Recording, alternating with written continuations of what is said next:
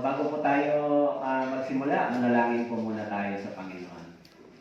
Mahabagin naming Diyos, maraming salamat po sa araw na ito na muli tinipon niyo po kami bilang inyong pamilya na tinubos ng inyong banal na dugo. Marami pa po kami kahinaan at kulang, subalit salamat po sa inyong salita, sa biyaya ng Diyos na nagtuturo sa amin kung paano po kami mabubuhay bilang iyong mga anak. Tulungan niyo po kami sa araw na ito, Panginoon, na marinig namin ang inyong salita. Bigyan niyo po kami ng salita na nagbibigay sa amin ng aral at pagkatuto upang lumago kami sa pagkakilala sa inyo. Dinadalangin din po namin sa inyo ang aming mga kapatid sa Panginoon, mga brothers and sisters na nangihina sa pananampalataya, dumadaan sa maraming kahirapan at pagsubok. Tulungan niyo po sila, Panginoon. Tulungan niyo rin po yung mga bagong naligtas, kung meron po silang pag-alinlangan, tulungan niyo po sila na magtiwala sa inyo, Panginoon. Nawa po, lumago sila sa salita ng Diyos at pagkakilala sa inyo, Panginoon, bilang tagapagligtas. Pakisamahan niyo po kami sa araw na ito. Ito po ang aming dalangin sa pangalan ni Jesus. Amen. Po. So, kung may Bible po kayo, buksan po ninyo sa Colossians o Colossians chapter 1.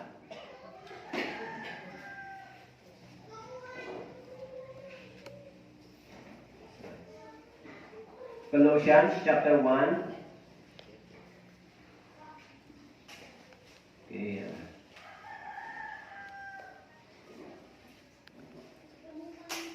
Colossians chapter 1 beginning verse 9 hanggang 14. Okay po.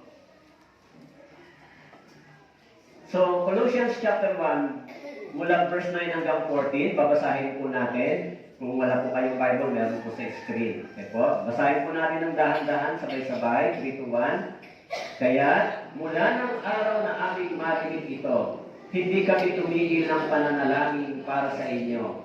At sa paghihiling na kayo'y punuin ng kaalaman ng kanyang kalooban sa buong karunungan at pagkaunawang espiritual, upang kayo'y lumakad ng nararapat sa Panginoon, na lubos na nakakalugod sa Kanya, namumunga sa bawat gawang mabuti at lumalago sa pagkakilala sa Diyos.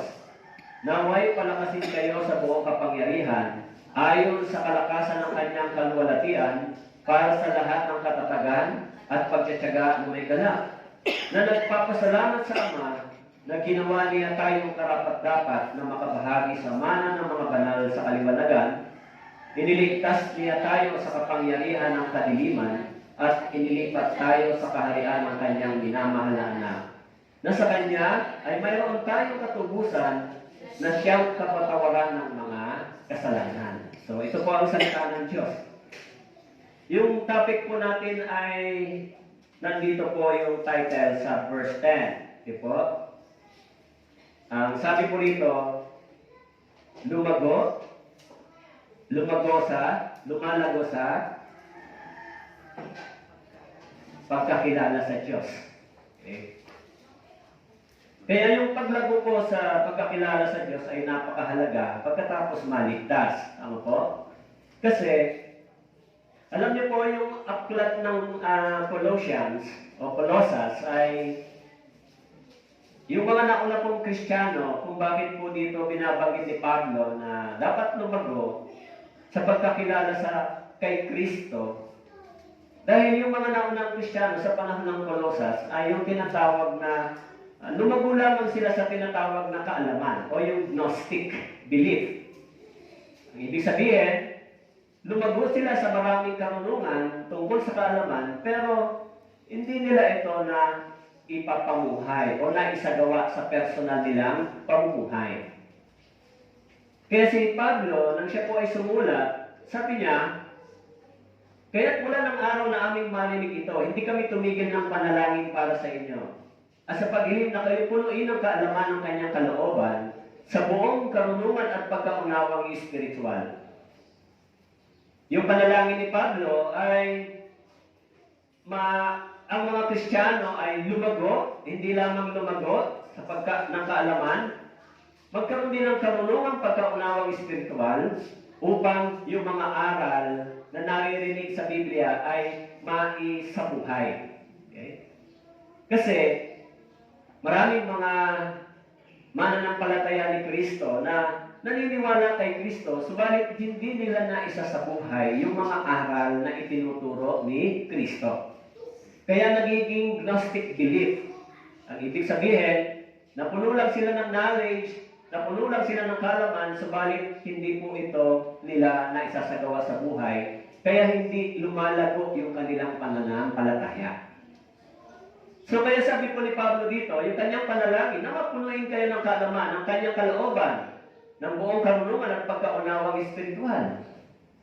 Yan po yung panalangin niya sa mga Kristiyano ng unang naligtas, na maaaring panalangin din ni Pablo para sa atin ngayon.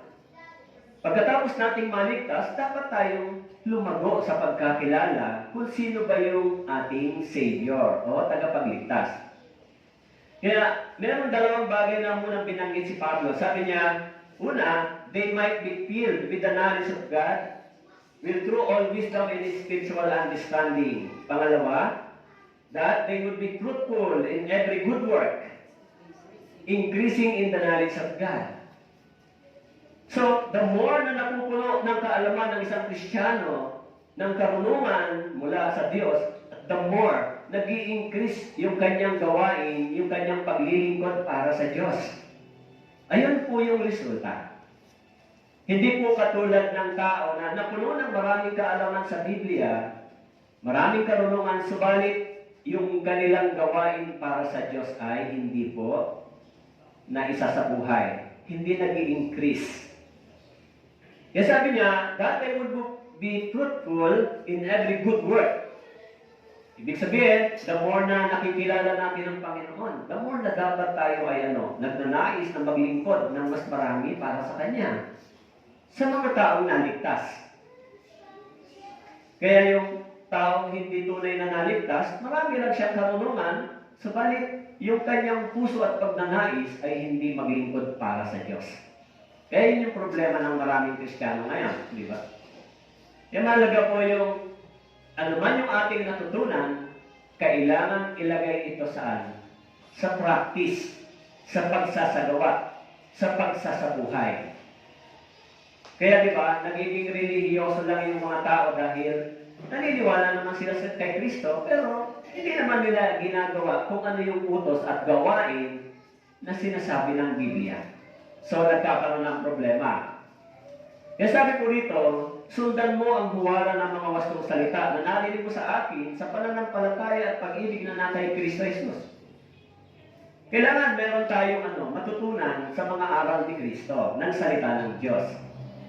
Kaya sabi po ni Pablo, kailangan isagawa, isabuhay ang mga aral na ating naririnig.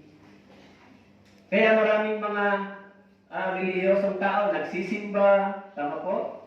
Pumupunta sa church, uuwi, pero ano po yung wala sa kanila? Yung practice, pag-a-apply, kung paano isasabuhay ang turo ng ating Panginoong Hesukristo. Diba?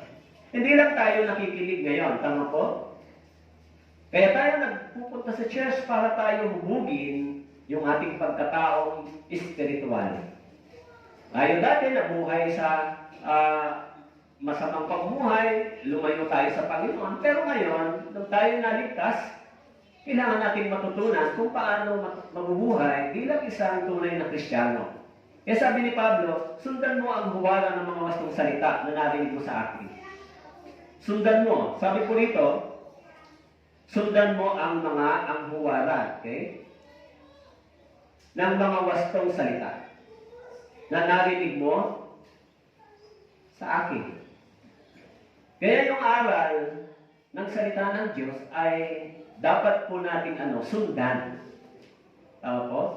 Dapat nating i-apply sa ating personal na pamumuhay. Hindi lamang po tayo makikinig. Kailangan nating matutunan, ilapat ito at i-practice ito sa ating personal na pamumuhay. Halimbawa, ako dati, mahilig ako magsalita ng mga bad words. Di ba? Nagsasalita ako ng mga hindi magaganda laban sa kapwa. Pero nung naligtas ako, na born again ako, sinasabi ng Biblia, ay hindi mo na yun dapat ginagawa ngayon. Dapat ang sabi ng aral ni Kristo, ikaw ay magkaroon ng mga salitang nakakatulong sa mga nakikinig. Hindi katulad nung dati, hindi ba? So, kung gano'n, kung sinusunod natin yung aral na yon, sabi ni Pablo, lumalago ka sa kaalaman habang isinasagawa mo ang mga aral ng ating Panginoon. Kaya sabi ko rito, sundan mo yung huwaran ng mga wastong salita na narinig mo sa akin. Halimbawa yung mga anak nyo, yung mga bata. Kung hindi natin sila hubugin sa salita ng Diyos, maaaring mabait sila. Pero pagdating ng araw, lalabas din yung kanilang tunay na ugali. Kaya nga dapat, kung tinuturuan sila ng salita ng Diyos, meron silang spiritual values. At least nalalaman nila na ang mga bagay na ito ay mali at hindi nila dapat ginagawa. So kung gano'n, merong nagbabantay sa kanila, yung salita ng Diyos. Kaya masabi ni Pablo, sundan mo yung huwara ng mga wastong salita na narinig mo sa akin. Sino ba si Pablo? Si Pablo po ay isang mangangaral ng Ebanghelyo. Di ba? Kung bakit tayo narito, tinawag tayo ng Panginoon para mapabilang sa kanyang sariling sambahayan. Di ba? Kaya nga sinabi po doon sa Bible, sabi po doon sa Romans, okay? Romans chapter 8, sabi po dito sa Romans chapter 8, verse 16, sabi po dito, pakibasa ko, verse 16, 3 to 1, ang Espiritu mismo ang nagpapatotoo. Kasama ng ating Espiritu na tayo ay mga anak ng Diyos. Tama po? Ito po yung banal na Espiritu. This is the Spirit of God. And this is your spirit, your life. Sabi po, tayo yung mga anak ng Diyos. Tama po? Naturally, sa isang sambahayan, kung isang pamilya, tinuturuan talaga natin yung ating mga anak. Dapat silang hubugin, sabihin yung mali at tama, ituro yung dapat nilang lakaran sa normal na pamumuhay. Kasi binanggit dito yung salitang anak. Tama po? Ngayon, ang tinutukoy dito, hindi po anak ng tatay at nanay, physical. Ang tinutukoy dito, anak tayo ng Diyos sa espiritual na pagkatao. Ipinanganak na tayo sa espiritual na kapanganakan. Ang ibig sabihin ni Jesus doon, sa John chapter 3, ang sino mang ipinanganak ng Diyos, tama po? Ang sino mang ipinanganak na muli ay hindi na maaari pang mahulog sa kapahamakan. O ang sino mang ipinanganak na muli ay naging anak ng Diyos. Ibig sabihin, ang ipinanganak sa Espiritu ay anak sa Espiritu. Ang ibig sabihin, sa pamamagitan ng Ebanghelyong ito, ang kahulugan ng salitang kapanganakan ay salitang kaligtasan. Yun po ang meaning. Kung binabanggit na born again, ito po ay kapanganakang espiritual. Kaya sinabi po ni Jesus doon sa John, okay? Sabi po doon sa John chapter 3, okay? Sumagot sa kanya si Jesus, katotohanan sinasabi ko sa iyo, malibang ang isang tao ipanganak ng muli, hindi niya makikita ang kaharian ng Diyos. Sabi po rito, sinabi sa kanya ni Nicodemo, paano may papanganak ng isang tao kung siya'y matanda na? Makakapasok pa siya muli sa tiyan ng kanyang ina, ipapanganak? So doon po sa verse 6, may dalawang binanggit na kapanganakan. Sabi po dito, ang ipinanganak ng laman ay laman. Ito po yung kapanganakan para sa ating mga magulang. Tama po? Ang ipinanganak ng Espiritu ay Espiritu. Ito naman yung kapanganakan o kaligtasan natin nang tayo ay na-born again. Kaya sabi diyan, ang ipinanganak ng laman ay laman. Yan yung biological birth natin. Tama po? Dahil meron tayong mga magulang, kaya tayo isinilang sa laman. Pero meron tayong tatay sa langit, sa espiritual na kapanganakan, ito po ay ang Diyos. Kaya sabi po, ang ipinanganak ng Espiritu ay Spirit. So, ang tinutukoy ni Jesus dito, yung relasyon natin sa Diyos. Bilang naligtas, bilang ipinanganak na muli. Kung ligtas na po tayo, tayo ito. Makakapasok tayo sa karya ng Diyos habang sinasanay tayo sa mundong ito.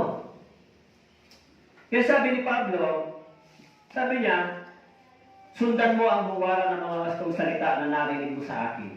Yung mga anak ng Diyos ay dapat mayroong aral na sinusunod. Kaya sabi po, at hindi ninyo pinili, ako hindi ninyo pinili, ngunit kayo pinili ko at itinalagap kayo upang kayo humayo at magbunga. At ang bunga ninyo ay mananatili upang ang anumang inyong hingin sa Ama sa aking pangalan na ibigay niya sa inyo. At may papakita po ako sa inyo kung paano po lumalago. Okay po?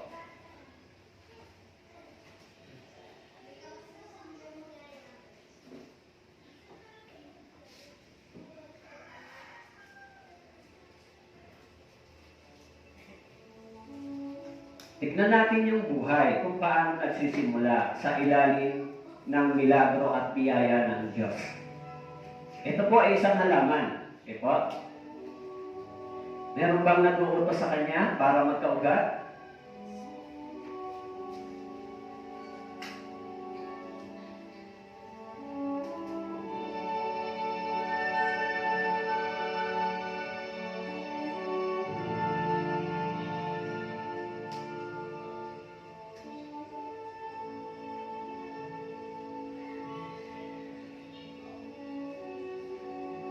This is life. Tama po?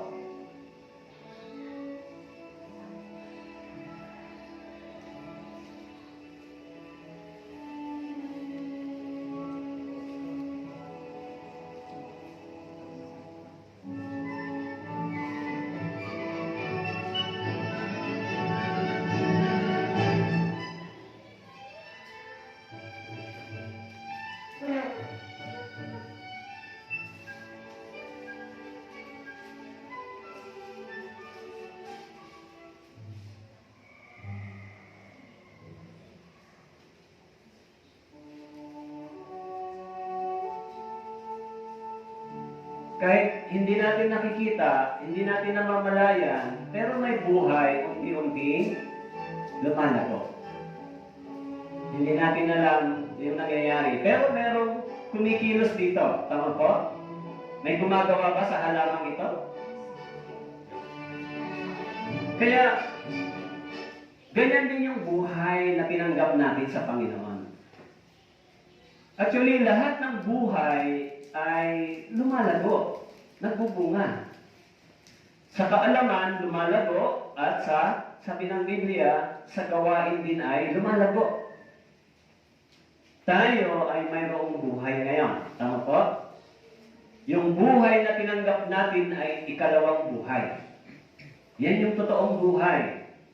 Yung ikalawang buhay. Ang tunay na buhay na meron tayo dapat, yung pangalawang buhay.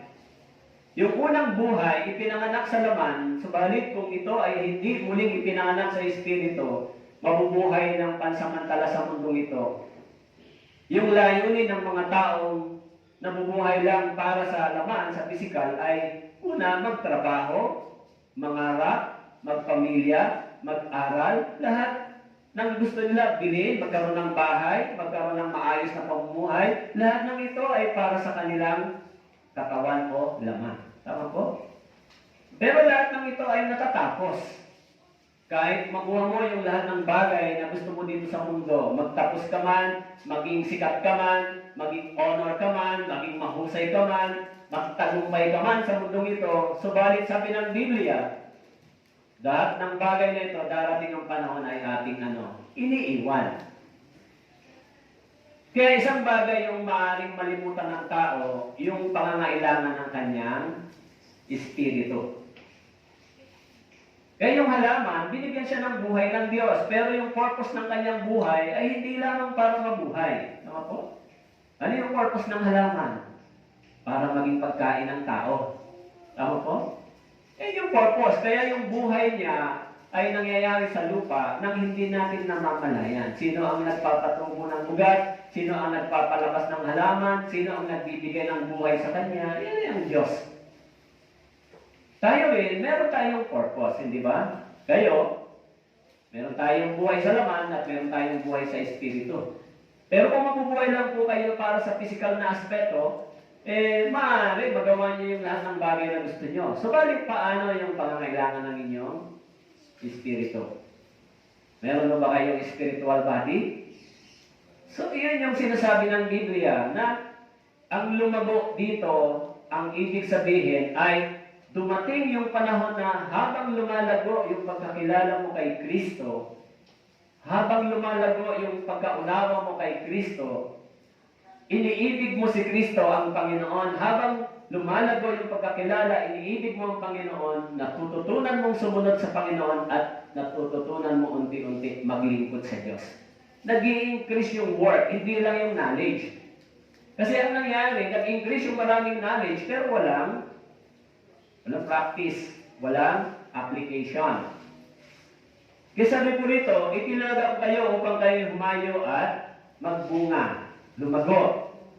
Sabi po, dito po sa Biblia, yung talinhagang sinabi ni Jesus, ito ang talinhaga. Ano po ang itinanim sa atin? Sa ating mga puso, ang itinanim ay ang binhi ay ang salita ng Diyos. Sa mga taong naligtas, ang itinanim sa ating puso ay ang Ebanghelyo. Nararamdaman niyo ba yung pagkilos ng Ebanghelyo sa inyong mga puso? Kahit hindi malaki yung changes natin, pero everyday, nagkakaroon tayo ng encounter sa words of God, binabago tayo ng Biblia. Tama po? Habang nagbabasa tayo at nakikinig. Tama po? Kaya po, kung tutusin, habang tayo ay nagkakaroon ng pagkakilala, tayo ay lumalago sa Panginoon. Kaya yung salita ng Diyos na ito na naitanim sa ating puso. Sabi ng Biblia, lahat ng bagay ay maglalaho. Ang laman ay maglalaho. Ang karangyaan, subalit ang salita ng Diyos ay mananatili. Ano yung pinakamagandang regalo na meron tayo? Gift. The greatest gift is the eternal life.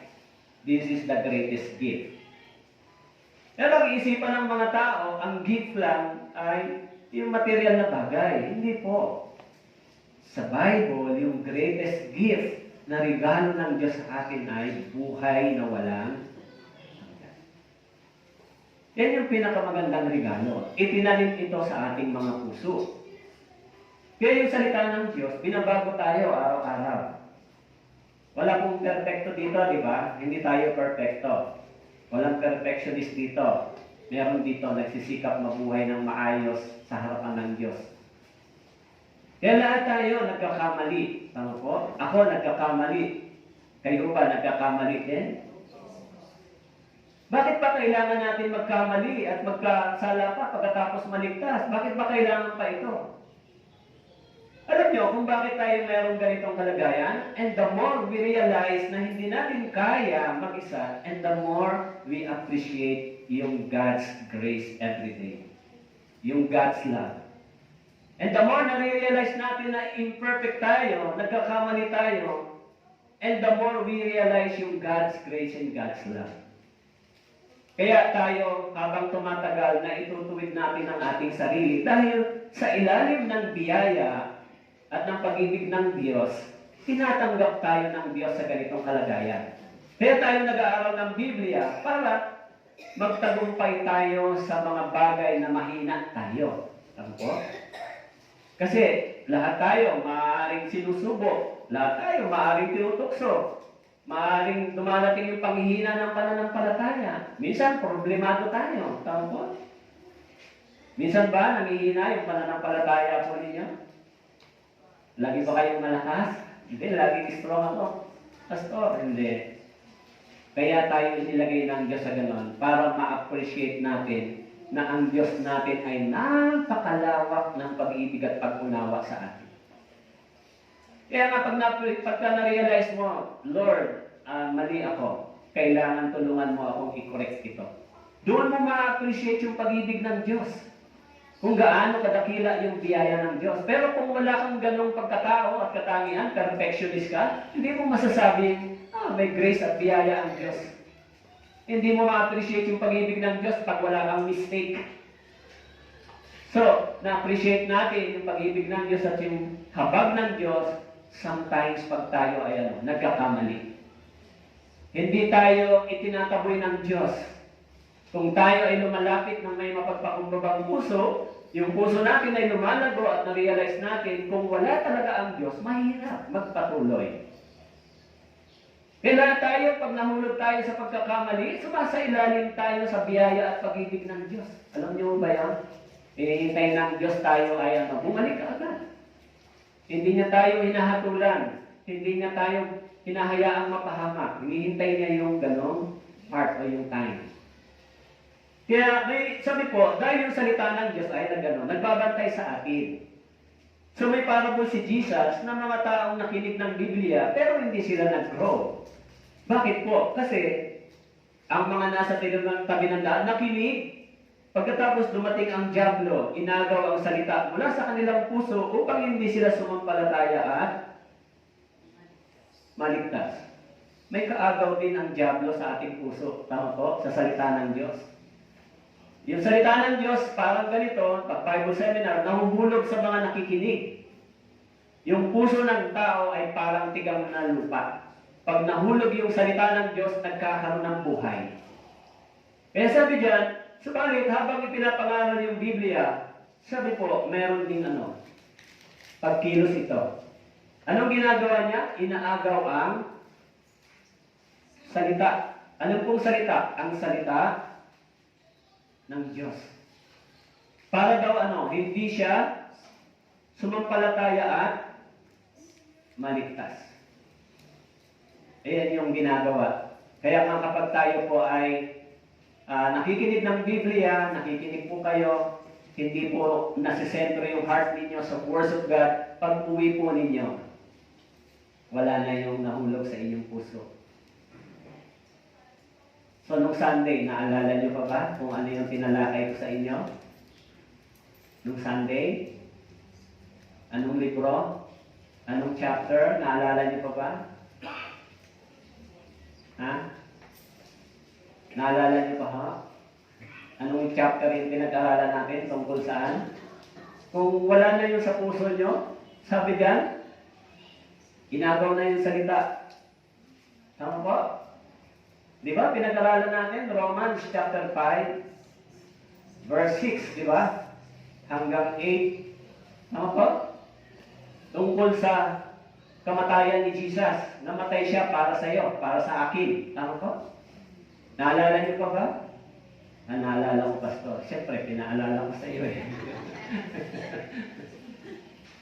Pero, lalo na sa mga taong hindi tunay na ligtas na nakikinig. Tayo nga, ligtas na. Minsan, nalilimutan pa natin yung naririnig natin. Tama po? Dahil bakit po? Kasi sabi ng Biblia, may problema. Sabi dito, ang mga nasa bato ay sila pagkatapos makarinig. Sabi diyan, tinanggap na may galak ang salita, subalit ito'y walang ugat. Sila'y sumampalataya ng sandaling panahon lamang. Sa panahon ng pagsubok ay tumatalikod. Ano yung apoy ng pananampalataya? Trials. Paano tayo tetestingin ng Panginoon kung totoo yung ating puso na nagtitiwala o tumaasa sa Kanya? Sa pamamagitan ng pagsubok, trials. Susukatin yung pananampalataya sa pamamagitan ng apoy. Pero ikaw, kahit marami kang kahirapan, pagdurusa, problema, pagkakamali, nadadaan ng sakit ng puso, pero tuloy-tuloy ka pa rin sa Panginoon. Ibig sabihin, yung salita ay nananatili sa iyong puso. Hindi ka nawawalay doon sa tupa ng Panginoon. Nananatili ka pa rin. Kahit dumaraan ka saan. Pagsubok. Sometimes, yung mga tao sa paligid mo, sila yung nagiging trials para sa iyo.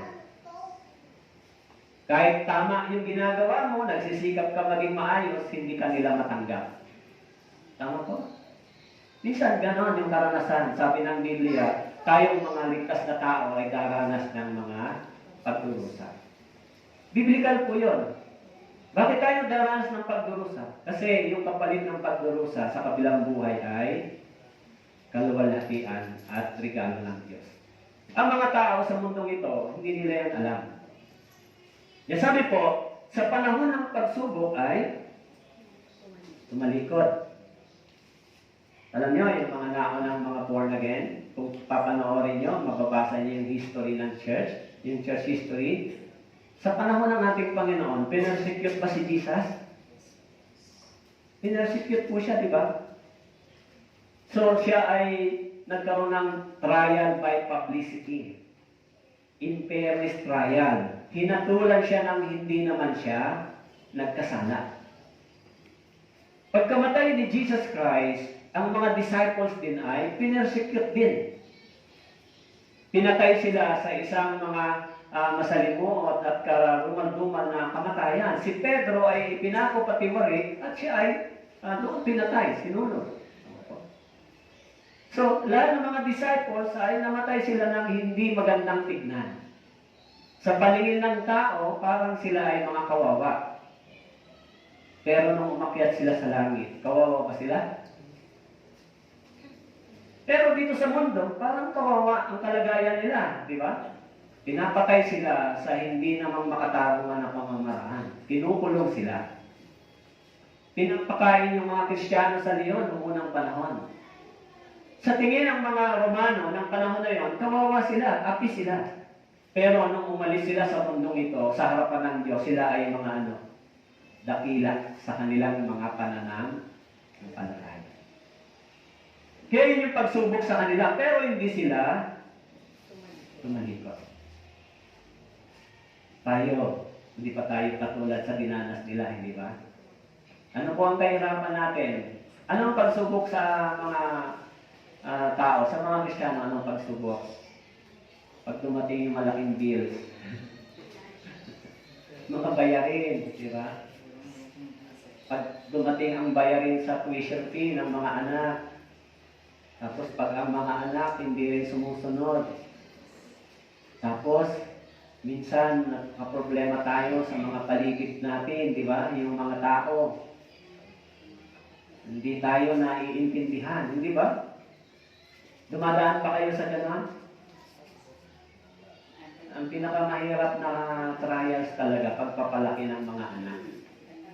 Hindi ko alam sa mga nanay dito kung totoo yung sinasabi ko. Pero based on my experience, kasi ako nag-alaga doon sa dalawa. Pero sa pagpapalaki ng mga anak, maraming natutunan. Kasi parang ganito, kahit sila, minsan hindi sila ganun kabuti, sumusunod. Pero yung pag-ibig ng magulang, hindi nagbabago. Magtataka ka, pag humingi ng baon, kahit galit ka. Nagbibigay ka pa, pero galit ka nun. Di ba? Baon ko, galit ka nun, pero nagbibigay ka. Di ba? Samantala yung iba, kung galit, di ka magbibigay. Di ba? Kasi yung pag-ibig ng magulang, ganun yung pagpapalaki sa mga anak. Although mahirap gawin yun, pero minsan nagiging trials talaga yung pagpapalaki. Kaya kung nasa church din sila, natutulungan tayo para sila hubugin sa mas maayos na isang kabataan. Naturuan sila ng pamumuhay, yung pagrespeto sa magulang, pagkilala sa Diyos, pagkatakot sa Diyos, o buhay ng maayos bilang isang responsabling kabataan o bata sa komunidad. Mailayo sila sa mga impluwensya ng bisyo, mga droga, maagang pagpasok sa pagpapamilya. Pero pagka naturuan sila, masabihan sila na huwag kayong papasok ng maaga sa pagpapamilya kasi masisira yung buhay nyo. Di ba? Nauna yung pag-ibig bago yung karir. Kaya kailangan silang turuan ng ganon.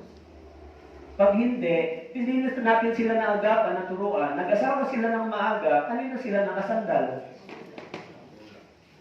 Sa magulang. Tama po? Kaya yung magulang, pangalawang sakripisyo.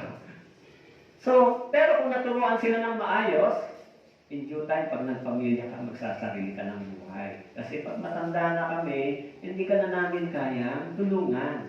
Tama po?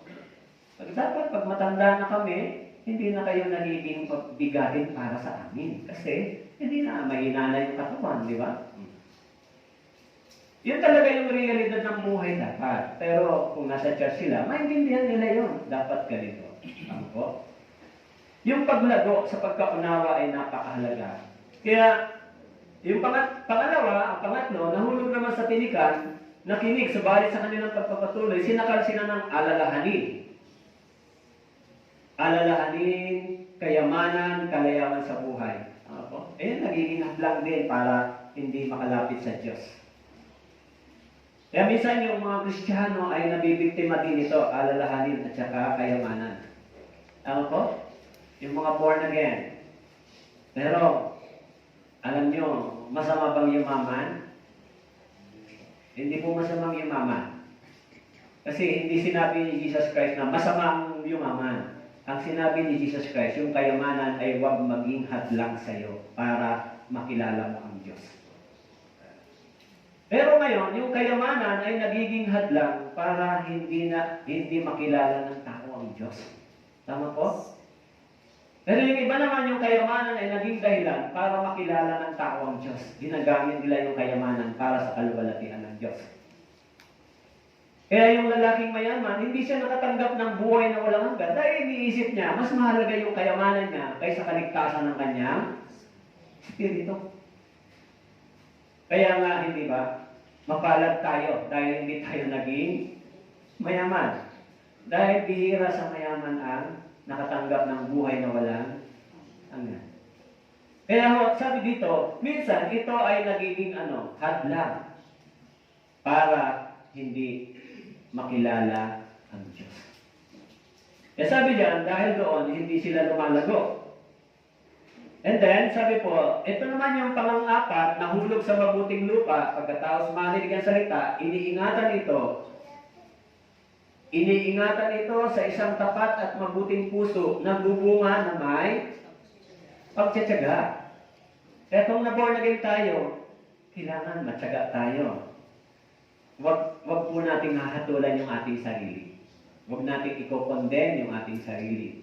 Once na tayo ay nagkakamali, meron tayong mga bagay na nagawa, wag niyo pong i-condemn yung sarili. Kailangan matyaga kayong maghintay na kayo ay lumago sa pananampalatayang ito habang nagpapatuloy sa pakikinig ng Biblia. Kasi minsan yung iba, nami-misunderstood nila na, ay ayoko na kasi nakagawa pa rin ako ng ganito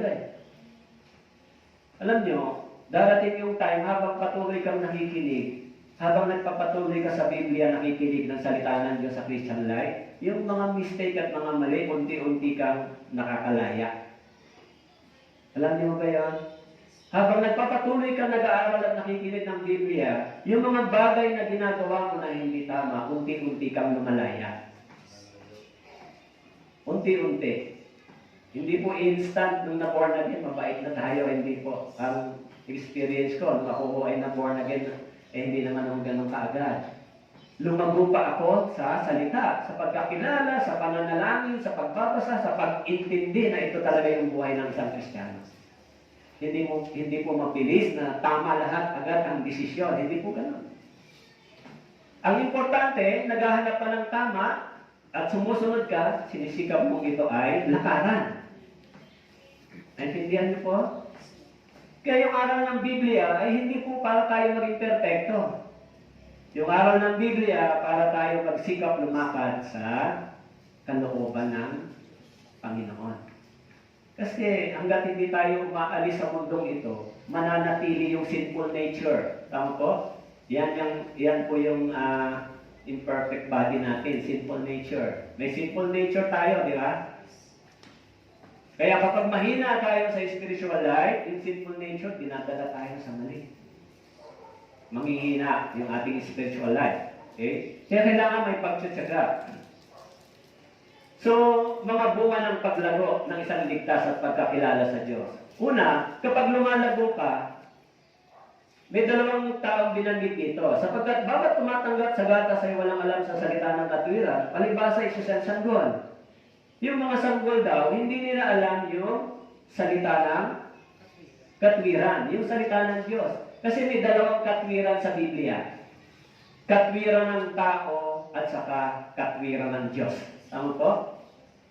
Mas madalas, ang alam lang ng tao, katwiran lang ng tao. Pero yung katwiran ng Diyos, hindi nila naunawaan kung bakit.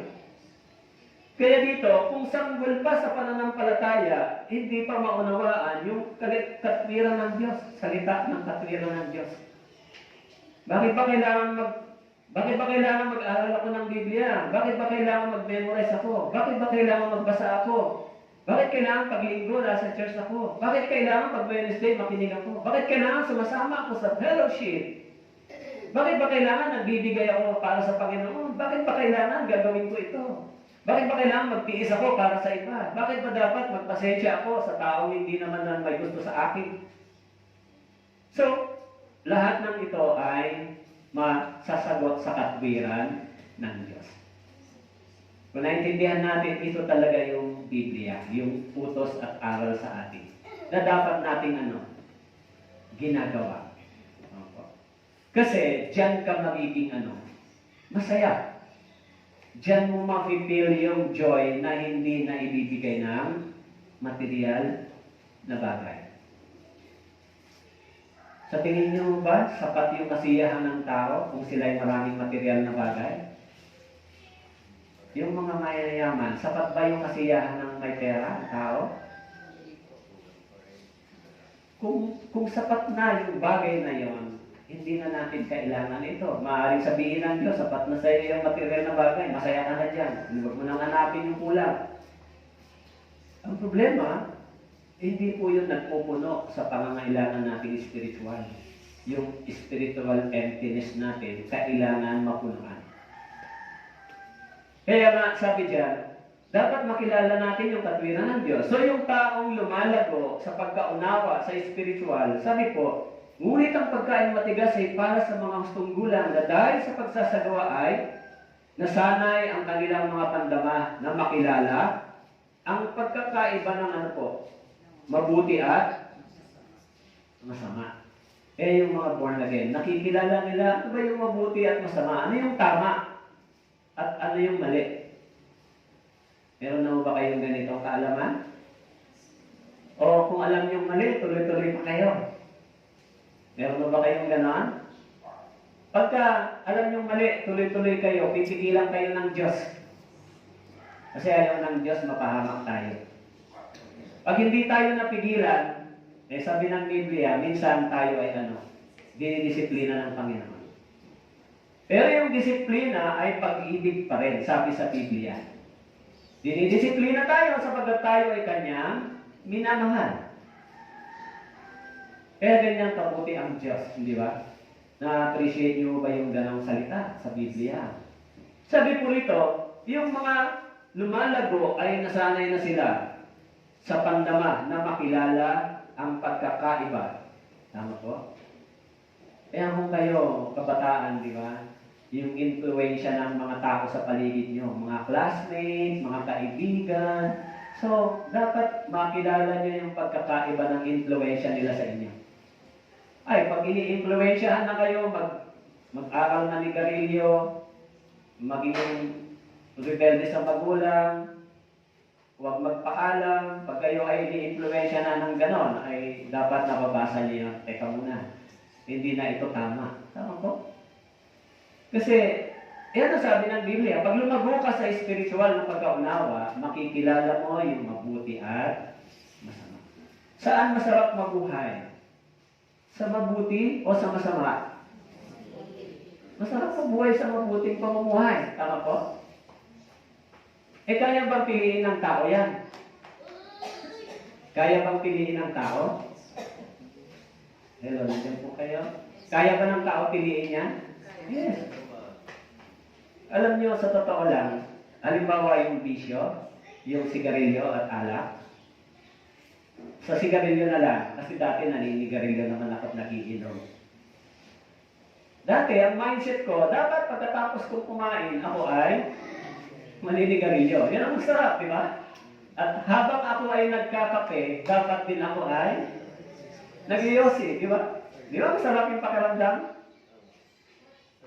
Nakaugalian mo na yan, hindi ba? Tapos dapat pag inimbita ka ng mga kumpare mo, sumama ka dahil masarap na inuman. Nakaugalian mo na yan. Naging routine na ng buhay mo. Tama po? Kaya, yun ay na-mindset na sa'yo.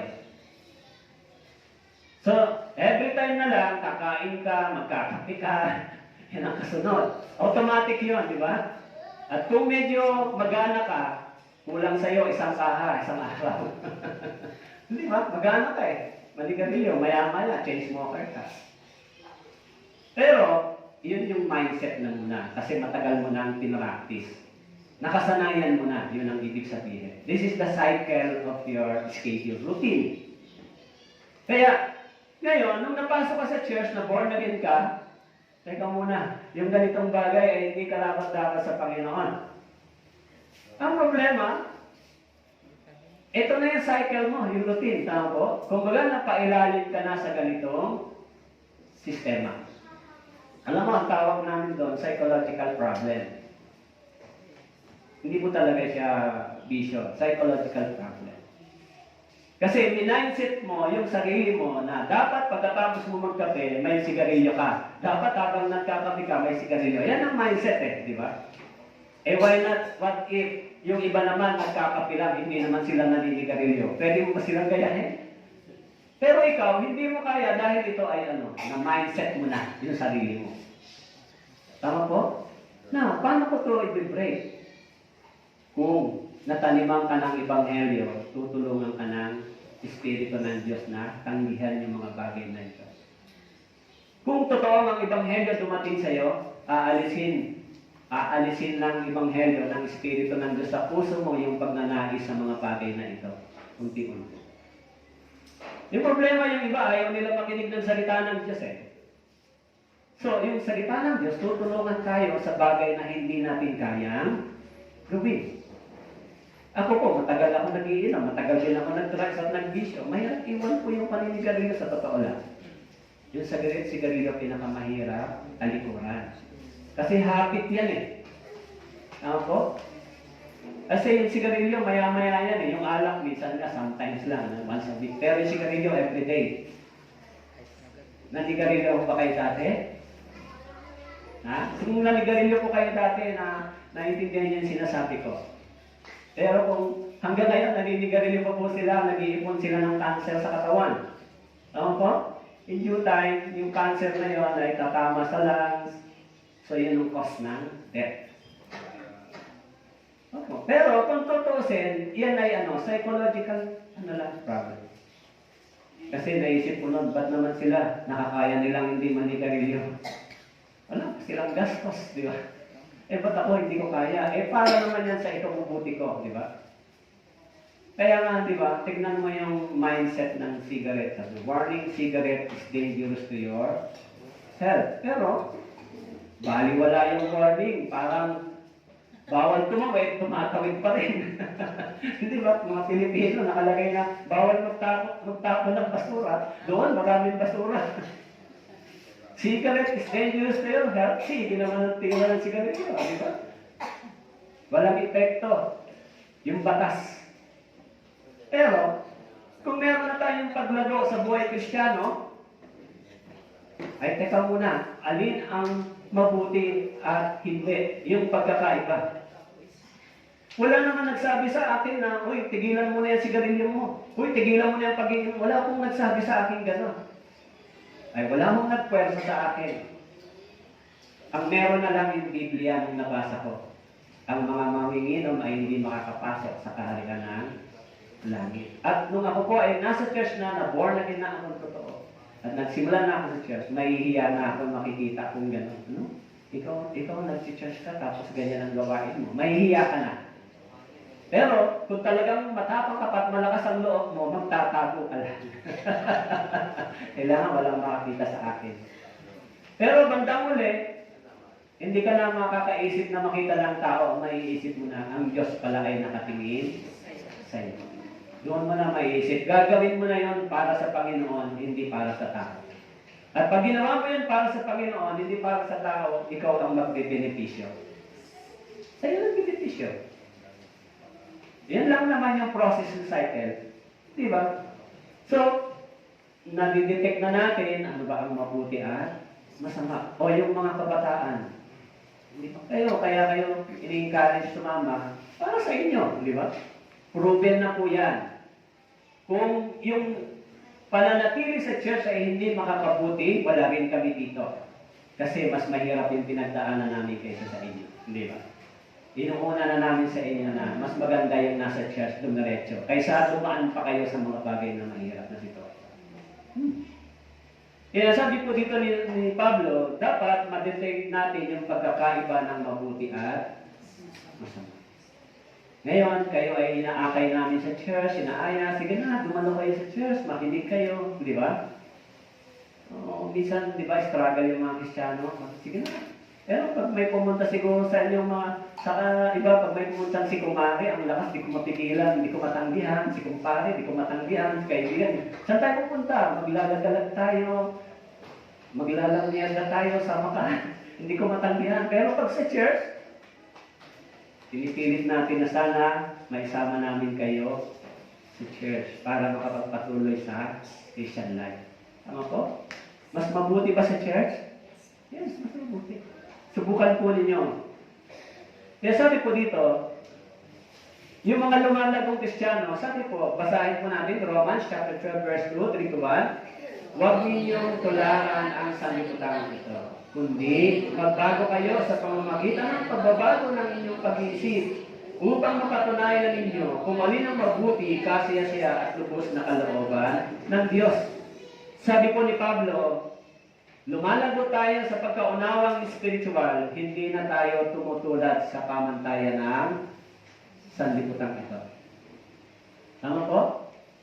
Ang ibig sabihin ng sanlibutan ito, ano yung mga practices ng sanlibutan ito? Ano yung kanilang gawain? Tama po? Sabi ng Biblia, huwag na natin silang tularan. Tularan natin yung aral ng ating Panginoon. Di ba? Kaya yung topic natin sa New Year Retreat, imitate Christ. Tama po? Tularan natin si Kristo. Yung aral ni Kristo ay lakaran natin.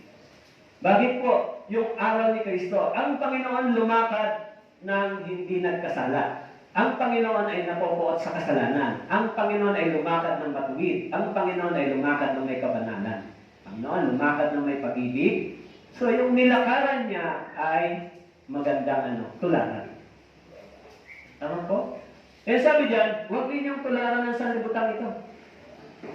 Kundi magbago kayo sa pamamagitan ng pagbabago ng inyong pag-iisip upang mapatunayan niyo kung alin ang mabuti, kasiyasiya at lubos na kalooban ng Diyos. So yung paglagong spiritual na pagkaunawa, hinahanap natin ano ba yung kalooban ng Diyos?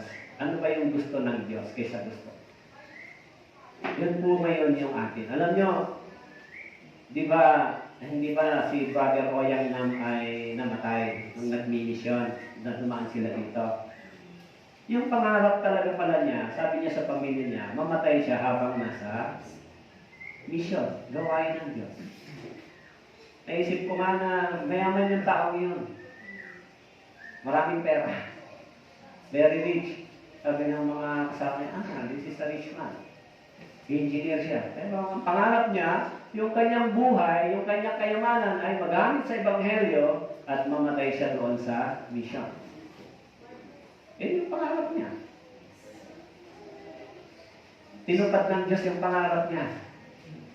Pero minsan, sa edad niya, pag iisipin ng tao, hindi panahon, di ba? Yan, walang makapagsabi ng buhay, di ba? Natutulog lang sila, pag-ising niya, di na siya makahinga. Di sinugod sa ospital, pagdating doon, nawala ng buhay. Ganun lang yung nangyari. Hindi mo masabi yung buhay, kahit nasaan, tama po? Kung tutusin, marami siyang pera para pambayad sa ospital. Pero yung pangarap niya na mamatay doon sa paglilingkod sa Panginoon ay nangyari.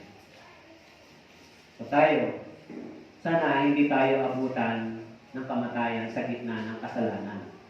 abutan tayo ng Panginoon na kamatayan sa gitna ng tayo ay nagsisilbi sa Kanya. Yung isip at puso natin ay nasa Kanya. Tama po? Kasi mas maganda yun. Tama po? Lahat naman tayo, lilisan sa mundong ito eh. Hindi natin nga lang masabi kung kailan. Sila, lumisan lang hindi pa panahon yata yun sa paligid ng tao. Pero pinakamaganda, lumisan man siya sa mundong ito, marami siyang ginawa para sa Panginoon. Alam niyo ba kung ilan ang in-evangelize niya this year? Pinakita niya sa akin, mahigit 50 katao. Ang goal niya, 100. Ma-evangelize. Pinakita niya yung mga na-evangelize niya na nasa Korea. Ito, mga 50 katao mahigit na evangelize niya. Nadala niya sa Panginoon. So, amazing yung puso niya. Alam niyo, yung ganong mga puso ng mga Kristiyano ay puso ng Panginoong Yesus. Yung kayamanan ay hindi importante sa kanila para lang sa Ebanghelyo. Para sa pagliligtas ng kaluluwa. Yan sabi niya, lahat ng kayamanan ko para sa Ebanghelyo. Para sa Pilipino. Ang puso niya nasa Pilipino. Actually, nung napunta siya dito sa Kailaway, marami siyang pangarap. Pastor, babalik ako next year. Kasi napamahal sa kanya yung Kailaway Church. Marami siyang gustong gawin. Diba? Pero, sabi ko siguro, hanggang doon lang yung binigay ng Diyos sa kanya. Tama po? Pero, ang maganda kong nakikita sa kanya, yung puso niya ay mahirap pantayan. Pagdating sa paglilingkod sa Panginoon. Kaya, kung naunawaan natin yung lubos na kalooban ng Diyos, alam niyo, magiging masaya po kayo sa Panginoon.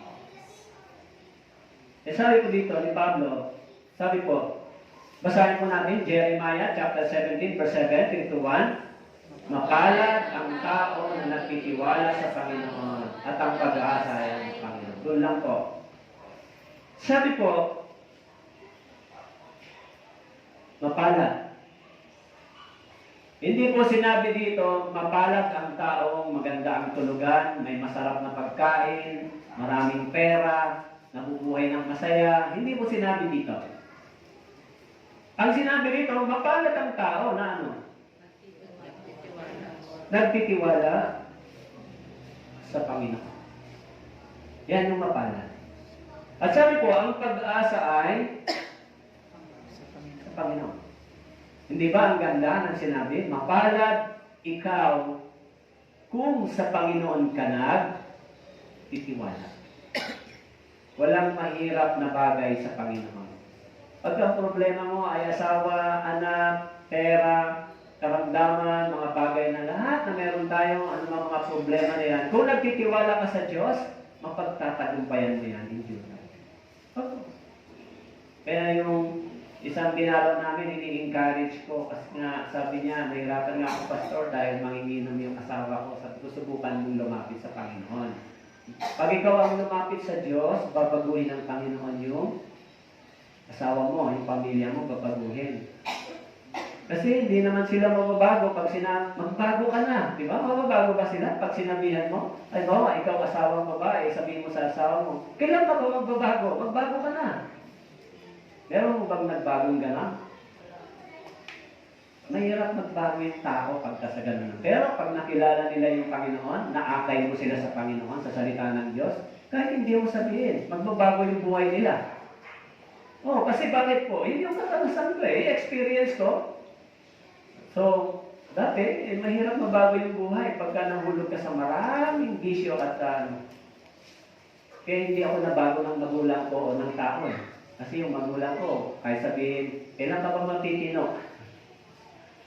Hindi ako tumino. Pero nung nabasa ko yung Biblia, nung may nangaral sa akin, talagang by God's grace, nagbago yung pamumuhay. So, ibig sabihin, ang solusyon lang, yung Biblia, yung salita ng Diyos. Di ba? Kaya lang, kailangan tayong manatili, magpatuloy. Sabi diyan, mapalad ang tao na nagtitiwala sa Panginoon. Nagtitiwala po ba kayo sa Diyos? That's good. Kahit anong lalim ng problema, kahirapan, pagdurusa, kahit sa tingin nyo mahirap, ito pa rin ang susi. Magtiwala lang sa Panginoon. So, kung meron kayong mga kahilingan sa Diyos, huwag po kayong mainip. Alam niyo ba na ang Kailaway Church ay matagal din natulog? Matagal na nalangin, 2 taon simula nung dumating kami dito, yung panalangin, Panginoon, sana buksan mo yung evangelism dito sa Kailaway. For almost 2 years, di ba? Nanalangin din yung mga brothers and sisters dito. Pero, dumating din yung panalangin na yun, di ba? Nabuksan, napuno ito. Sabi ni Pastor Chesir, pupunuin natin yung building ng tao. Sa una, iniisip ko, mangyayari nga kaya yun. Nangyayari. Nag-imbita, napuno naman. Tama po? So, walang mahirap at imposible sa Diyos. Nangyayari yung bagay. Kaya, kung nagtitiwala tayo sa Panginoon, mangyayari po yun. Yung mga mahal natin sa buhay, mangyayari po yun. Okay? So, kaya sabi po,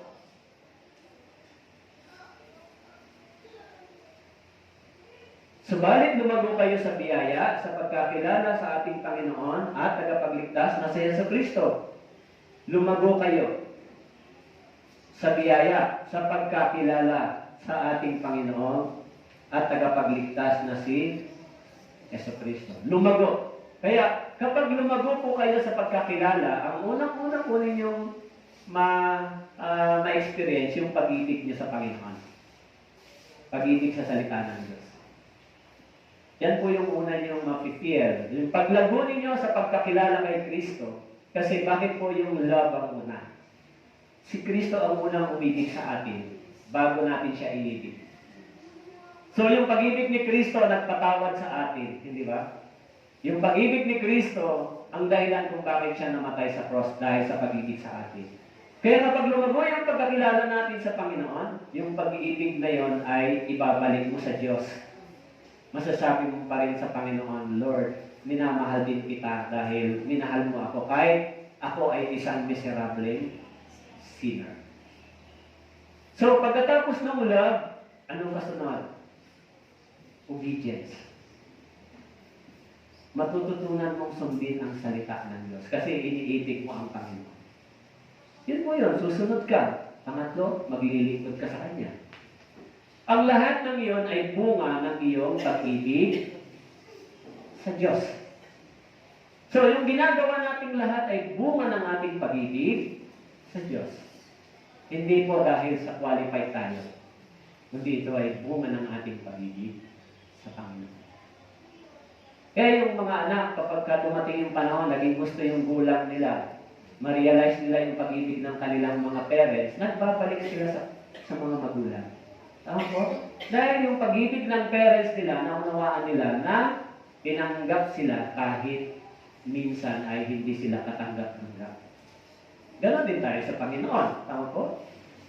Kaya sabi diyan, yung pagkakilala sa ating Panginoong Hesus, hindi mo lang makikilala ang Diyos dapat na pag may problema ka, pinupuntahan mo, tinatawagan mo. Dapat hindi mo lang nakikilala ang Panginoon na kapag nahirapan ka, saka ka lang tumatakbo. Hindi ganun. Dapat ang pagkakilala mo sa Panginoon, sumusunod ka rin sa Kanya. Pinaglilingkuran mo rin siya. Yan po yung paglago. Kasi di ba ang mga tao, tumatakbo sa Panginoon pag may problema lang, di ba? O, ito maganda naman takbuhan ng Diyos. Pero kung panahon lang ng problema, kung wala, saan ka naman pupunta? Dapat hindi lang yung portion na yun. Di po? Kaya sabi po, gaya ng sanggol na bagong silang, bitingin ninyo ang malinis na espiritual na gatas upang sa pamamagitan nito ay lumago kayo. Lumago kayo tungo sa kaligtasan. Lumago. Ang ibig sabihin ng lumago tungo sa kaligtasan, mas lumawak yung pagkaunawa natin patungkol sa pagtuturo ng kaligtasan. Kasi, ang alam lang natin, namatay si Kristo para sa akin. Pero habang tumatagal, mas malawak yung ginawa ni Kristo para sa akin. Para sa inyo. Tama po? Nandiyan po kayo? Kaya yan yung tandaan po natin yung ginawa ng Panginoon. Lumago kayo tungo sa kaligtasan. Okay?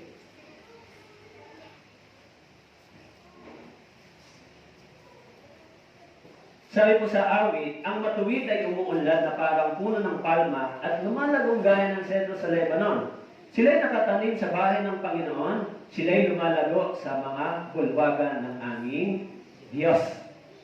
Sabi po, sila'y nakatanim sa bahay ng Panginoon. Sila'y lumalago sa mga bulwagan ng aming Diyos. So, yung paglago ng ating buhay spiritual, kasama ang Panginoon.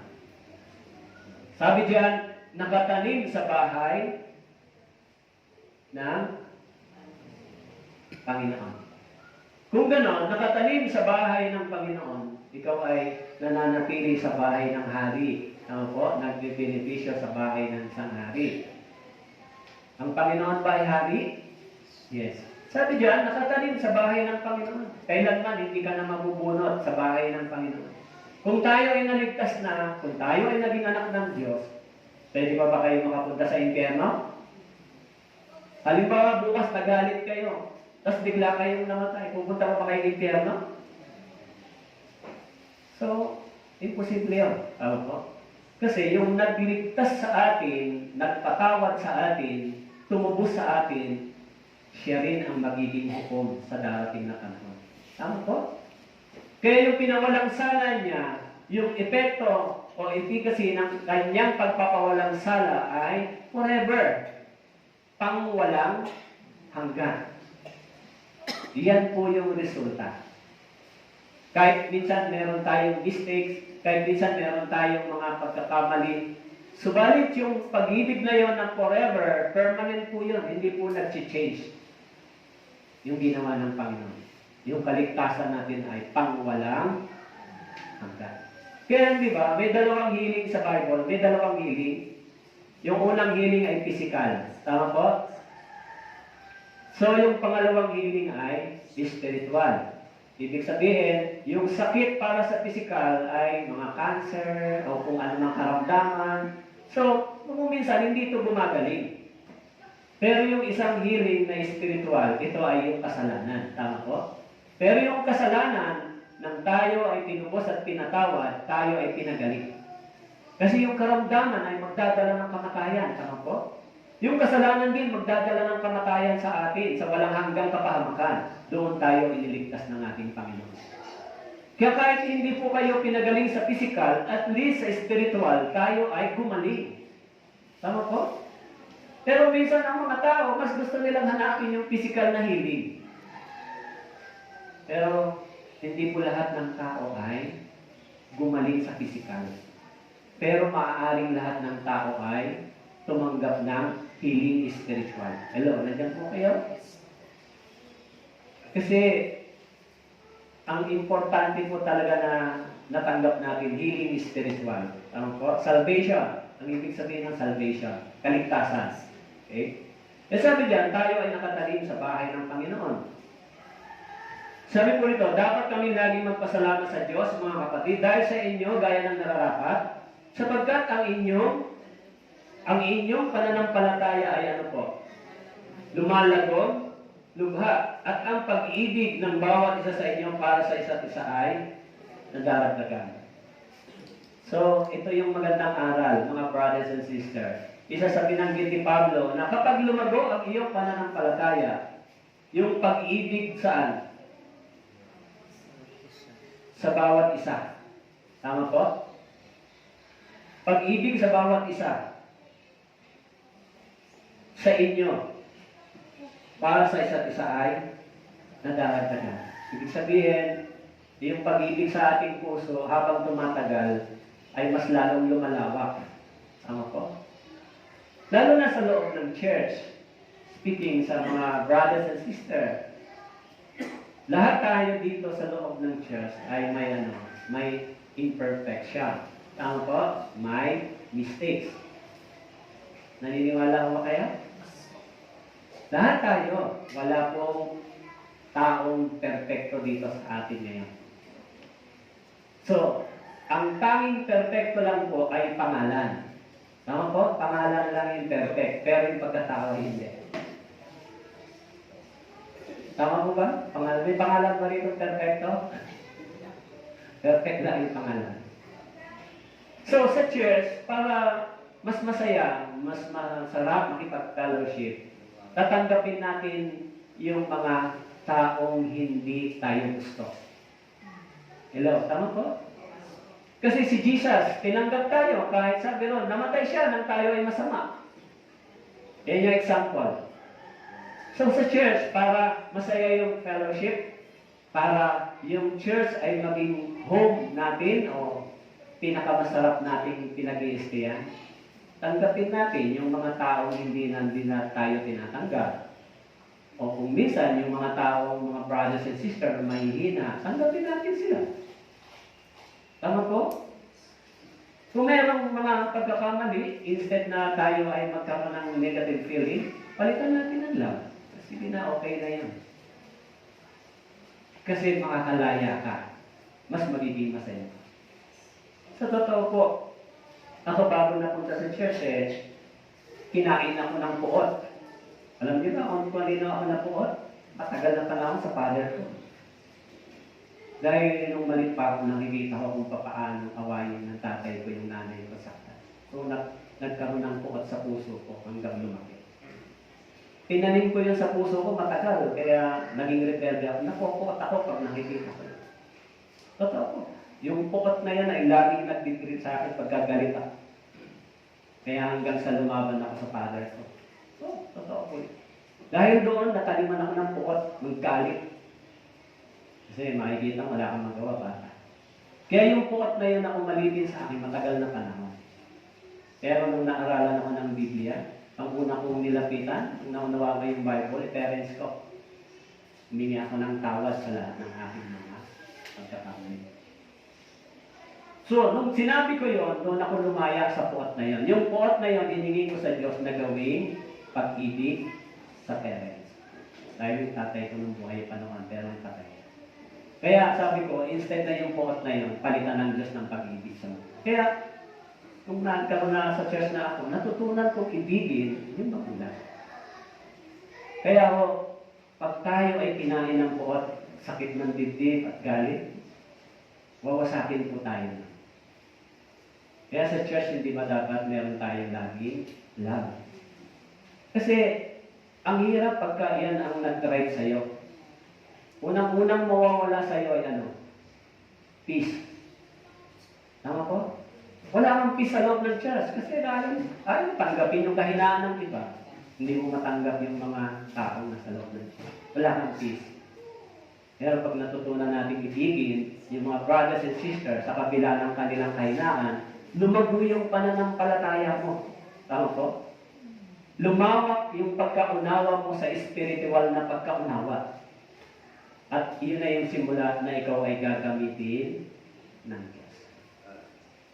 Oo, totoo po yan. Pag hindi tayo nakalaya sa puot, araw-araw na lang ito ang magdadrive sa atin, mawawala yung kagalakan mo. Subukan niyo kung araw-araw magalit. Hindi ba? Pagkagising niyo, galit agad kayo, di ba? Pagkagising niyo, subukan niyo, galit agad ako. Wala kayong kakausapin. Basta pagkagising, basta araw-araw, hindi pwedeng hindi kayo magalit. Subukan niyo po kung magiging masaya kayo. Tama po? Kasi mahirap yung ganong buhay. Pinalaya na tayo ng Panginoon sa ganon. Huwag na tayo mabubuhay sa ganon. Kaya sa church, yung tanging pinakamasarap na family sa loob na. Yung mga brothers and sisters, pagka sila ay mayroong mga mistakes, dapat, tapikin sa balikat. Kaya mo yan, sister. Kaya mo yan, brother. Tutulungan ka ng Panginoon. Tama po ba yan? Mas maganda ba yung gano'n? Mas maganda yun. Kung nakita natin na lugmo, bumagsak, huwag natin kapakan. Itayo. Ipanalangin, i-encourage. Tama po? Kasi yun yung church Bakit po? Yun ang tinuro ng Biblia, yun ang tinuro ng Panginoon sa atin. Magtulungan sa pasani ng bawat isa. Yun yung dapat meron tayo dito sa church. Tama po? Mahirap po ba gawin niya? Kapag walang nagmahal sa iyo, sa kabila ng pangit mong ugali, mahirap gawin yun. Tama po? Pero kahit pag ugali ko pangit, may nagmahal sa akin, hindi mahirap gawin yun. Ako nga hindi nga maganda ugali ko, minahatin ako ng mga yun. Bakit hindi ko magagawa sa iba? Tama po? So, yun yung pinakamagandang value sa loob ng church. Ngayon, kung ganito tayo mag-isip sa loob ng church, may isip mo bang huwag pumunta sa church? May isip mo, magandang pumunta sa church at makinig ng mga aral. Opo. So, yan ay paglago ng iyong pananampalataya. Mas masarap yung meron tayong peace of mind lagi, di ba? So, minsan, nangyayari talaga yon. So, isipin natin lagi na talagang yung church ay dumadaan minsan sa ganun. Kaya, may nagsabi nga sa akin na, actually, ang church ay lugar na kung saan ay comfort zone. Comfort zone ba talaga? Comfort zone sa spiritual, pero sa physical hindi. Tama po? Sa physical kasi, minsan ayaw ng katawan natin pumunta sa church. Nakikipaglaban. Pag nakikinig kayo minsan, di ba, nahirapan kayo. Minsan, inaanto kayo pag nakikinig kayo. So, sa church, physically, it is a battle. But spiritually, it is my comfort zone. Tama po? Pagka nakaupo kayo dyan, enjoy na enjoy ba kayo? O minsan, dinadalaw kayo ng anto, nakikipaglaban kayo. Ganyan din naman ako minsan pag may retreat kami. Basta mahaba yung sermon, mga 2 oras. Mga ganun-ganon, pinupurot yung sarili. Ganyan. Sa kagustuhan, maintindihan kung ano yung itinuturo. Sa kagustuhan. Kaya minsan pinupurot yung sarili, ginaganyan, basta magising ka lang. Kasi maiksi lang yung time. Tama po? So, it is a physical battle. Pero, spiritual comfort. Tama po. Nakakomfort tayo spiritually, nahipid tayo, pero yung katawan natin physically. Kaya the more na yung spiritual natin ay nagiging strong, and yung ating physical body ay nagiging weak. Pero pag mas malakas yung physical body natin, dadalhin tayo sa sin, mas mahina yung ating spiritual. Tama po? Kaya sa church, yung tawag po sa church na ganito ay salitang edification. Ibig sabihin, pagpapalago, pag-shape ng ating buhay Kristiyano. Edify tayo hanggang sa tumatag yung ating buhay pananampalataya. Ganyan po yun sa church. Kaya lang, yung prosesong ito, sa katawan lang siya may struggle. Pero sa spiritual, willing. Tama po? Pag nando na yung tunay na kaligtasan. Sabi dyan, nahulog sa mabuting lupa, isang tapat at mabuting puso, nagbubunga ng may pagtsatsaga. Kasama po yun. Okay? Sabi ko, di mo mahawak sa totohanan na may pag-ibig, lumago tayong lahat sa Kanya. Lumago tayong lahat. Tayong lahat. It is the church. Kanino po sa Kanya? Kay Kristo. Lumago tayo sa pagkakilala kay Kristo. Ang Panginoon, hindi lang siya Savior ko. Everyday kasama ko rin siya. Everyday nag-iingat din siya sa akin. Everyday tumutulong siya. Everyday nakikinig sa aking panalangin. Tama po? Kaya sabi niya, lumago tayong lahat sa Kanya, kay Kristo. Kaya pag lumalago tayo sa Panginoon, natutunan natin siyang ibigin, sundin, at natututunan nating mahalin yung Kanyang salita. Sana po 2004 at 2024 ay magkaroon kayo ng goal. Ano pong goal nyo? 2024. May goal po ba kayo? Sana ang goal nyo, mabasa nyo yung Bible ng buo. 2024. Tapos sa pamamagitan nyo, may maligtas kahit isang tao.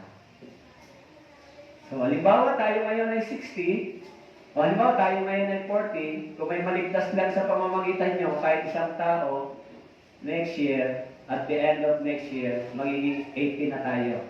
Isa lang, maligtas tayo sa iyo. Tama po?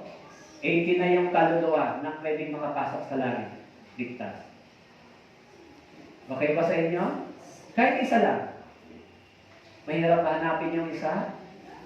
Dalhin nyo sa Panginoon yung isang tao. Pag nadala nyo, may reward po kayo sa langit. Hindi ba? Pag nadala nyo, okay? May bunga kayo. Upang kayo lumakad ng nararapat sa Panginoon, una, ano ang klase ng paglakad na nararapat sa Panginoon? Una, nakalulugod ito sa Diyos. Tama po? Yung paglakad sa Panginoon ay nakakalugod sa Diyos. Nalulugod ang Diyos kung lalakaran natin yan. Di ba? So, kung nalugod ang Diyos sa atin, Siyempre, nagagalak siya sa atin. Kung tayo dumaraing, ang Panginoon naman ay laging tumutugon. Ako? Hindi lang yon, namumunga sa bawat gawang mabuti. Kaya yung mga born-again believer, dati nung hindi tayo ligtas, namunga tayo ng maraming sin, hindi ba? Ginamit ng diablo yung katawan natin, yung mata, yung bibig, yung kamay, yung katawan natin, sa maraming kasalanan. Namunga ng maraming kasalanan ito sa pamamagitan natin. Pero nung naligtas na tayo ngayon, mamumunga na yung ating katawan ng mga gawang mabuti. Tama po? Yan sinabi rito, namumunga sa bawat gawang mabuti. Hindi na po masama. Tama po? Hindi na sin yung bunga natin ngayon. Ang bunga na natin ngayon ay nakalulugod na sa paningin ng Diyos. Paano po yun? Yan, nakikinig kayo, nagpipray, nagbabasa, nag-evangelize, ipinapractice yung buhay Kristiyano, umiiwas na tayo sa dating mga makasalanang gawain, pinipili na natin yung para sa Panginoon. Siguro yung iba dito, nag-church kayo ngayon, tapos mamaya may pasok kayo. Meron dito siguro, di ba? Talagang gusto niyo magpunta sa church. So, praise the Lord. Tama yung inyong pinipili at desisyon. Tama po? Kung ang bagay na may pagsasakripisyo ay para sa Diyos, laging mayroon siyang binabalik. Tama po? Kaya nga, sabi ko rito, lumalago, namumunga sa bawat gawang mabuti. Eh kung Kristiyano ka na, tapos ang gawa mo ay hindi mabuti, tama po, ayaw rin ng tao. So, hindi lang lumalago sa gawang mabuti, lumalago rin sa pagkakilala sa Diyos. Yan po yung bunga. Kaya kung tayo ay lumalago sa pagkakilala sa Diyos, magiging masaya po yung buhay Kristiyano. Okay? Lumalago. Tandaan natin, dapat katulad ng halaman, dapat lumalago. Tama po? Kahit hindi malaki yung changes, basta everyday, nagtatransform. Nagbabago. Dati, mahilig ako mag-chismis, dapat next time ayoko na. Tama po? Pag-usapan na lang natin yung tungkol sa Panginoon, wag na yung tungkol sa mga ibang bagay. Tama po? Kasi, mas magandang pag-usapan po yan. Yung mga nagiging Kristiyano na born again, umiiwas sa mga bagay na yan. Huwag natin pag-usapan na yung mga bagay-bagay na hindi makakatulong sa atin. Tama po? Pag-usapan natin yung makakatulong sa atin. Kaya yan po yung church. Okay? Sapagkat kayo dating kadiliman, ngayon nasa liwanag. Lumakad kayong gaya ng mga anak ng liwanag. Dati, di ba? Dati tayong nasa kadiliman. Wala tayo dati sa Panginoon. Kaya ngayon, nasa liwanag na tayo. At binanggit dito yung dalawa. Liwanag at kadiliman. Magkasalungat po ba yan? Magkasalungat? Yung liwanag at kadiliman, magkasalungat? Ang ibig sabihin niyan, yung hindi ligtas at saka ligtas na tao. Yung ligtas ay lumalakad sa liwanag, yung hindi ligtas ay lumalakad sa kadiliman. Kaya dati tayo lumakad sa kadiliman, pero ngayon lumalakad na tayo sa liwanag. Tama po? Ligtas na tayo. Yung liwanag ng salita ng Diyos ay nagliliwanag sa atin.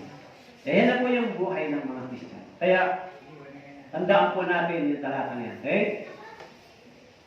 Kaya sabi po, kaya kung paanong tinanggap ninyo si Kristo Jesus na Panginoon, ay lumakad kayong gayon sa Kanya. Lumakad kayo. Ito po yung mga born again. Ang ibig sabihin ng gayon, katulad. Tama po? Sabi diyan, kaya kung paanong tinanggap ninyo si Kristo Jesus na Panginoon, ay lumakad kayong gayon. Katulad. Lumakad kayong katulad. Kanino? Sa Kanya. Kanino po? Kay Kristo. Tama po? Lumakad kayong gayon. Ano ang ibig sabihin ng gayon? Katulad sa Panginoon. Kaya kung tayo po ay lumago sa pananampalatayang ito, pagka hinibig niyo po ang salita ng Diyos ang Panginoon, ito, hindi po ito pwedeng mawala sa inyo. Alam niyo, ako po nung na-born again, imposible yung buhay na parang naisip ko nun mahirap na born again yung isang pasaway na drug, may bisyo, mahirap na born again, parang tingin ng tao lang ng pag-aasa yan sa mundo. Naging rebelde sa pamilya, di ba? Parang tingin ng mga tao sa iyo, wala ka ng pag-asa. Pero nung dumating ito, Kaya ito talaga yung pinakamagandang ibahagi sa tao. Wala nang iba. Kaya yan din yung babago sa atin sa inyo. Yan din yung magiging sa atin. Sa pamamagitan ng salita ng Diyos, lalago kayo sa pagkaunawa at pagkakilala. Sana po, isipin natin. So marapit na po uli yung Bible Seminar sa December 11 hanggang 15. Isama niyo po yung mga kasama niyo, anak niyo. Try niyo makinig sila ng Biblia. Maaari sa pakikinig nila, magbago yung isip nila. At isasama namin sila sa aming mga panalangin ng church para po dumating yung time makasama niyo po sila. Okay po? So pag lumalago ang isang tao, gano'n na po mag-isip. Ay, kailangan sana, katulad po ng isang nanay, sabi niya, sana maligtas din yung mga anak ko. Ibig sabihin, naisip niya na yung bagay na yan. Di ba? Kaya, encourage natin yung bawat isa, lalo yung mga bagong dumadalo sa atin. Please, yung mga tumadalong bago sa atin, kayo tayong mga matatagal na, i-care natin sila. Ituring natin sila ng mga baby dito, alagaan natin sila hanggang lumago din silang katulad nyo. Huwag na natin silang hayaang mawala pa sa church. Tama po? Kasi napakahirap magpapunta ng tao sa church. Tama po? Madali ba magpapunta ng tao sa church? Mayroon. Kaya pag nandito na sila sa church, padama natin yung church na may pag-ibig, pag-aalaga, pag-care. Kasi mahirap magpapunta ng tao sa church. Pag nandito na sila, ipakita natin yung tunay na pag-ibig ng isang mananampalataya. Tama po? Para yun ang dahilan. Sabihin nila, iba ang church na to, hindi katulad ng mga bagay-bagay na puro sayawan. Yung practice ng aral ay mas mahalaga kaysa isang taong maraming kaalaman at talino. Tama po? Yung simple application is better than to the fully knowledge. Tama po? So, mas mabuti po yun. Kaya yun ay magagawa natin sa simple paraan. Okay po? So tayo po yung manalangin. Mapagpalang Diyos, salamat po sa inyong salita. Tulungan niyo po kaming lumago sa pananampalatayang ito sa pag-ibig, sa pagsunod, at sa pagmamahal sa inyong salita at sa iglesia at sa aming Panginoon. Tulungan niyo pong lumago yung mga bago na nakakasama namin. Nawa po dito sa church ay makadama sila ng pag-ibig at pagkalinga sa pamamagitan ng salita ng Diyos. Maging yung mga bata, iingatan niyo po sila lagi, Panginoon. At yung aming pagdadrive, ingatan niyo din po lagi si Brother Vincel, yung mga dumadalo po dito sa church. Pakiproteksyonan niyo po lagi sila, Panginoon. Pag lagi kaming mag-fellowship. Salamat po. Ito po ang aming dalangin sa pangalan